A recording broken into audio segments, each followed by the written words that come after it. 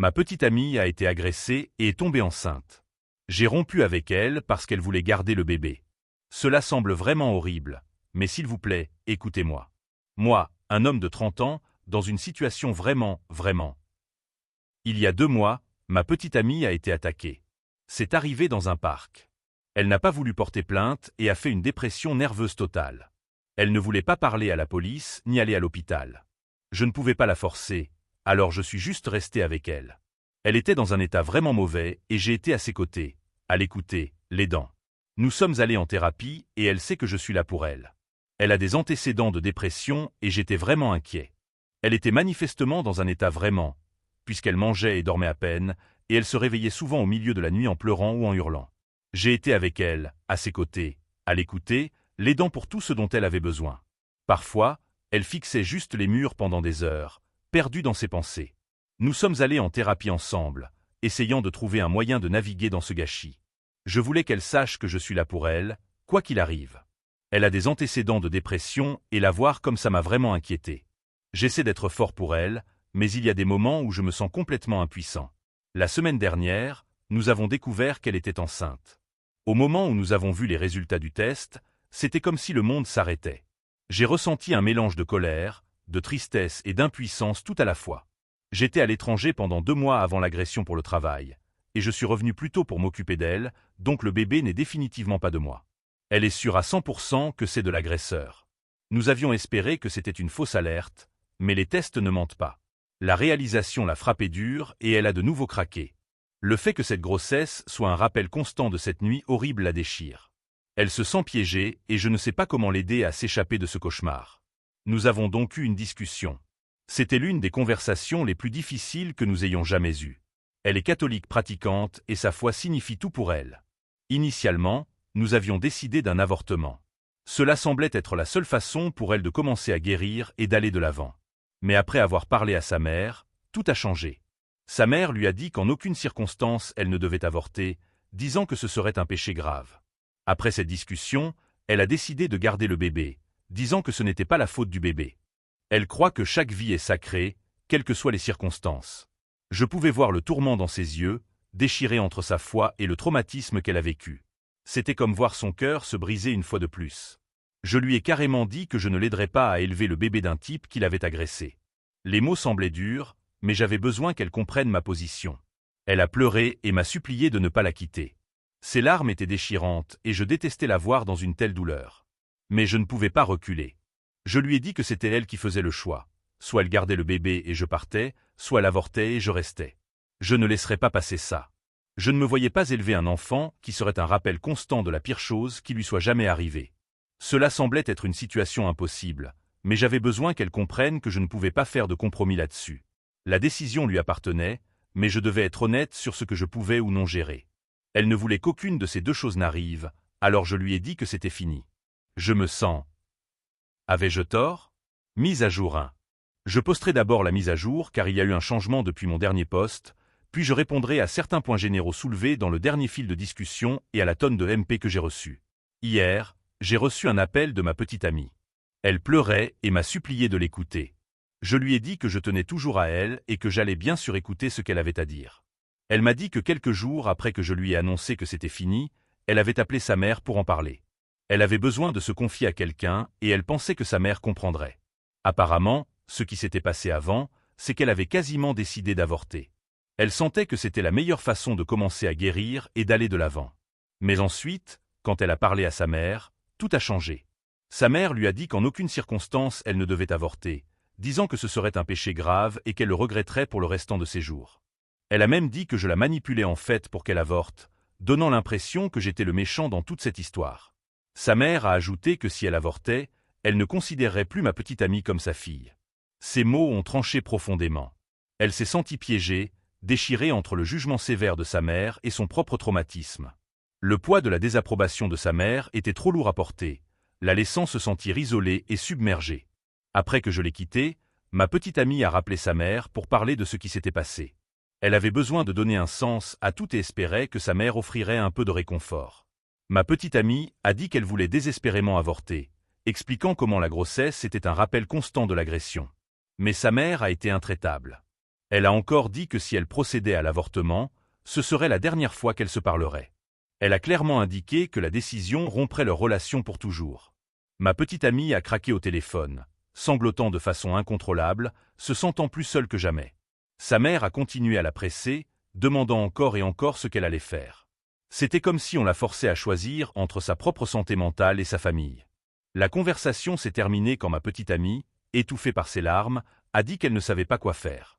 Le poids de cet ultimatum l'a laissé feeling complètement dévastée, perdue. Ensuite, elle a commencé à envoyer un SMS. Ses mains tremblaient en tapant, le poids de la décision pesant sur elle. Finalement, elle a envoyé un SMS à sa mère disant qu'elle allait avorter. Elle espérait que, peut-être, sa mère comprendrait et offrirait une sorte de soutien, ou au moins une réponse compatissante. Au lieu de cela, la réponse a été rapide et brutale. Elle a été bloquée immédiatement, coupée sans un mot de plus. La personne vers qui elle s'était toujours tournée dans les moments de besoin l'avait complètement rejetée. Ma petite amie m'a alors appelé et m'a tout raconté. Elle va avorter dans 3 semaines. J'ai discuté de cela avec ma petite amie et nous sommes tous deux complètement d'accord pour dire que je ne l'avais en aucune façon manipulée. Nous avons parlé de tout ce qui s'était passé, de l'agression aux pressions de sa mère. Elle a apprécié que j'ai tenu bon, reconnaissant que ma position l'avait aidé à voir les choses plus clairement. Elle a admis que si je n'avais pas été ferme sur mes limites, elle aurait pu finir par avoir un bébé qui lui rappellerait la pire période de sa vie. C'étaient ses mots, pas les miens. Elle a exprimé un soulagement que j'ai été là pour la soutenir dans cette décision déchirante, reconnaissant que c'était le bon choix pour nous deux, malgré la difficulté. Elle a en outre ajouté que je suis la meilleure chose qui lui soit jamais arrivée et qu'elle savait que même si elle n'avait plus de mère, si elle m'avait, elle pourrait surmonter cela. J'ai craqué à ce moment-là. Je l'aime tellement.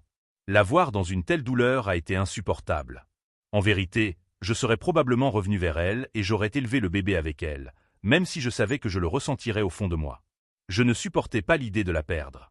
J'ai créé le fil de discussion original pour obtenir un certain soutien plutôt qu'autre chose, pour voir si j'avais pris la bonne décision.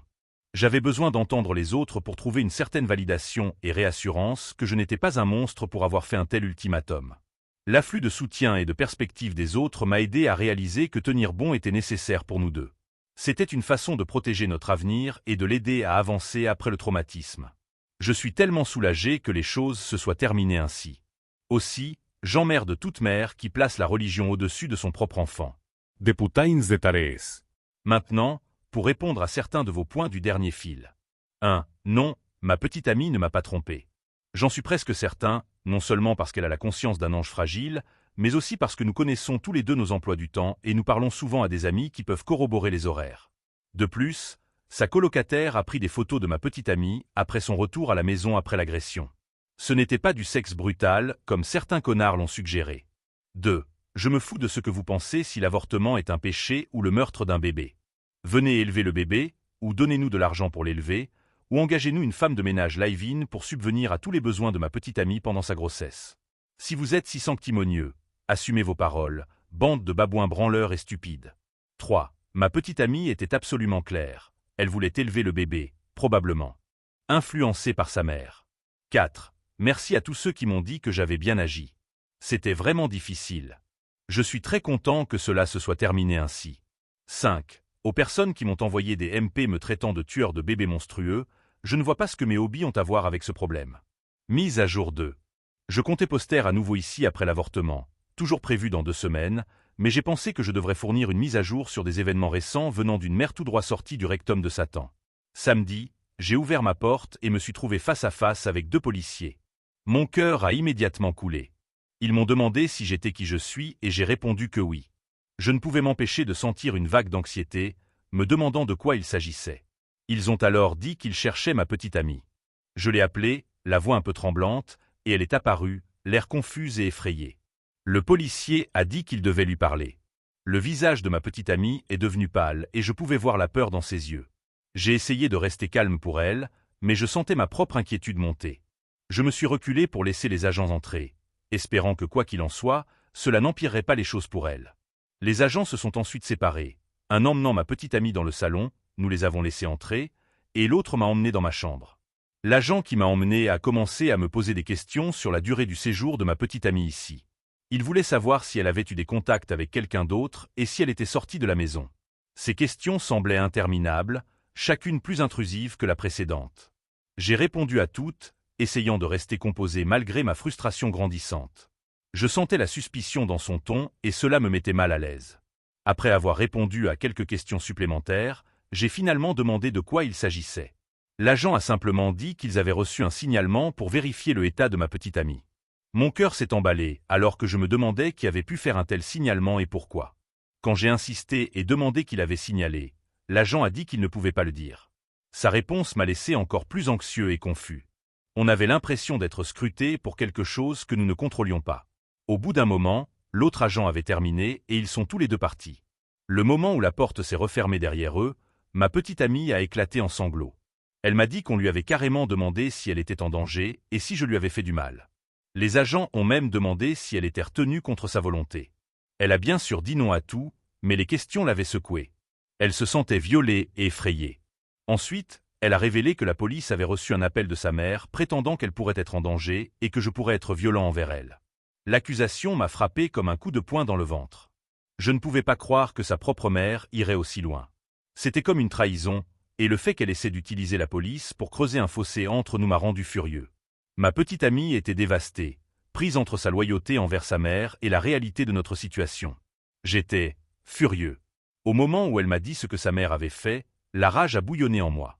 Je ne pouvais pas croire le culot de sa mère, m'accusant de quelque chose de civil, essayant d'utiliser la police pour s'immiscer dans nos vies. J'ai immédiatement dit que j'allais porter plainte contre elle. Pourquoi? Je ne savais pas exactement. Harcèlement, probablement. Tout pour la tenir responsable de cette folie. Je ne pouvais pas rester là et la laisser s'en tirer en essayant de nous détruire comme ça. Ma petite amie m'a regardé avec de grands yeux pleins de larmes, clairement déchirés entre le désir de protéger sa mère et la compréhension de ma colère. La trahison piquait profondément et j'avais besoin de faire quelque chose, n'importe quoi, pour riposter contre l'injustice de tout cela. Ma petite amie m'a supplié de ne pas le faire et a dit que tout allait se calmer et qu'elle avait juste besoin de temps pour se calmer. Quelle connerie. Elle a envoyé la police à ma maison pour me faire arrêter. En quoi était-ce une pensée saine? Je n'arrivais pas à comprendre. L'audace pure de tout, cela m'a laissé stupéfait. Je pourrais perdre mon emploi si j'étais arrêté et inculpé. Ma carrière, mes moyens de subsistance, tout ce pourquoi j'avais travaillé si dur pourrait être brisé à cause de ces accusations infondées.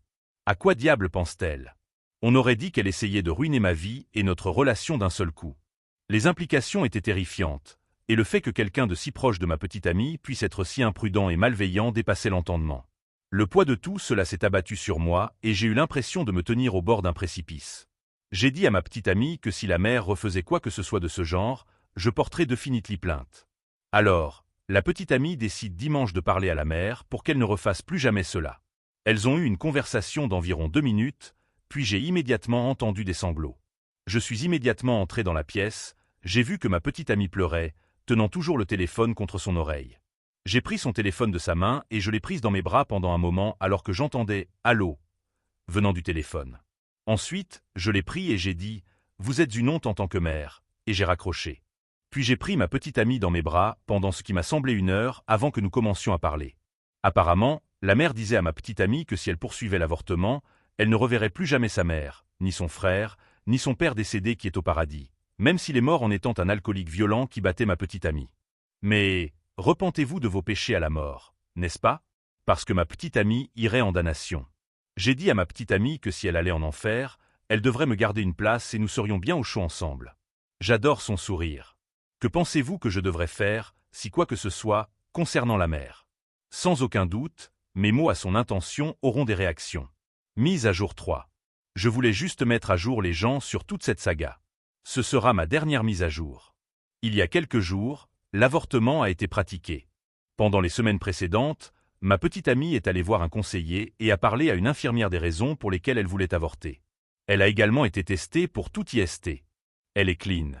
Elle a procédé à l'avortement après avoir obtenu le feu vert il y a quelques jours. Cela a été réalisé avec succès. Ils ont opté pour la méthode chirurgicale, qui impliquait l'utilisation d'un aspirateur pour aspirer la grossesse. Ma petite amie a dit que c'était assez indolore et qu'elle a pu rentrer chez elle après quelques heures seulement. Quand elle est rentrée à la maison, elle a pleuré, et pleuré, et pleuré. Les vannes se sont ouvertes et toute la douleur et le soulagement se sont déversés d'un coup. Je l'ai serrée fortement, sentant le poids de ses émotions dans chaque sanglot qui secouait son corps. Elle dit qu'elle sentait comme un énorme poids avait été soulevé et, pour la première fois depuis des mois, j'ai vu une lueur d'espoir dans ses yeux. Elle peut enfin envisager de tourner la page. Le fardeau de la grossesse non désirée, le rappel constant de l'agression, avait enfin disparu. Elle m'a dit qu'elle sentait qu'elle pouvait respirer à nouveau, que les ombres de cette terrible nuit commençaient à reculer. C'était le premier pas vers la guérison, et même si nous savions qu'il y avait encore un long chemin à parcourir, ce moment semblait être un tournant. Nous avons pris toute la semaine de congé, ayant besoin de temps pour nous pour tout assimiler et simplement être ensemble. Hier, nous sommes allés camper. Il a plu, bien sûr, parce que c'est notre chance, mais même la pluie n'a pas pu atténuer nos esprits. Nous nous sommes blottis ensemble dans la tente, écoutant le bruit des gouttes de pluie crépiter contre la toile. C'était douillet et saf, un contraste saisissant avec le chaos des derniers mois. Dans la tente, elle a parlé de la difficulté de la vie parfois. Elle s'est ouverte sur ses luttes, la douleur et les moments où elle sentait qu'elle ne pouvait pas continuer. Mais elle a aussi parlé du fait qu'elle était vraiment contente que les choses se soient terminées ainsi. Malgré tout, elle ressentait un soulagement et une force nouvelle. Elle a dit que même si les choses étaient mauvaises, elle s'en était sortie probablement plus forte qu'avant. Sa résilience m'a émerveillé et je ne pouvais m'empêcher d'être plein d'espoir pour l'avenir. Nous savions qu'il y aurait encore des défis à relever, mais à ce moment-là, blottis ensemble dans notre petite tente, on avait l'impression que nous pouvions affronter n'importe quoi tant que nous étions ensemble. Elle est incroyable, mec, sérieusement. Mise à jour sur la mère.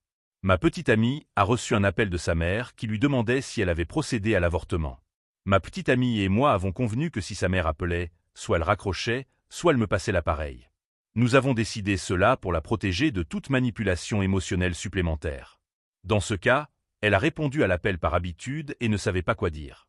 Au moment où elle a entendu la voix de sa mère, elle s'est figée. Elle m'a regardé avec de grands yeux, la panique écrite sur son visage, et m'a tendu le téléphone. Sans dire un mot. J'ai pris le téléphone et me suis préparé. Sa mère a immédiatement lancé une diatribe, exigeant de savoir si l'avortement avait été pratiqué. Je lui ai dit que l'avortement s'était parfaitement déroulé. Dès que j'ai prononcé ces mots, elle a déchaîné un flot d'insultes à mon encontre, sa voix dégoulinante de venin. J'ai écouté pendant environ 1 minute, la laissant tout sortir, un léger sourire aux lèvres devant l'absurdité de tout cela. Quand elle a finalement fait une pause pour reprendre son souffle, j'ai calmement dit « que c'est chrétien de votre part », et j'ai raccroché. Ma petite amie n'a pas trouvé ça drôle. Quoi qu'il en soit, c'est tout. Le silence qui a suivi était lourd, mais c'était comme une petite victoire. Ma petite amie m'a jeté un regard reconnaissant, le soulagement inondant son visage. Nous savions que sa mère ne prendrait pas bien la nouvelle, mais lui tenir tête, c'était comme reprendre un peu de notre propre pouvoir. Bonne chance à tous dans votre vie. Aussi, si vous allez m'envoyer des messages et m'insulter par MP, sachez simplement que j'ai déjà tué un bébé selon votre opinion. Que pensez-vous de cette histoire? Veuillez laisser votre commentaire ci-dessous pour me le faire savoir.